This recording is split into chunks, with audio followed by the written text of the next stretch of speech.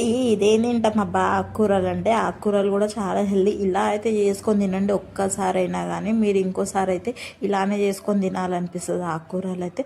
మెంతెం కూర అయితే చాలామందికి తినబుద్ధి అవ్వదు. మెంతెం కూర, పాలకూరలు, ఆకుకూరలు అయితే 90% నాకు కూడా తినబుద్ధి అవ్వదు.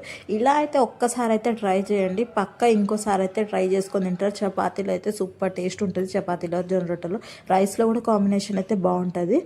ఫస్ట్ అయితే కొంచెం అయితే ఎర్రపప్పు అయితే నానబెట్టుకున్న తర్వాత ఉల్లిగడ్డలు కోసుకొని ఆయిల్ వేసుకున్న తర్వాత అయితే దాని తర్వాత పచ్చిమిరపకాయ పేస్ట్ వేసుకోండి. ఎన్ని కాకుండా పచ్చిమిరపకాయ పేస్ట్తోనే ఎక్కువ టేస్ట్ అయితే వస్తుంది. ఇలా వేసుకుంటే టేస్ట్ వస్తుంది.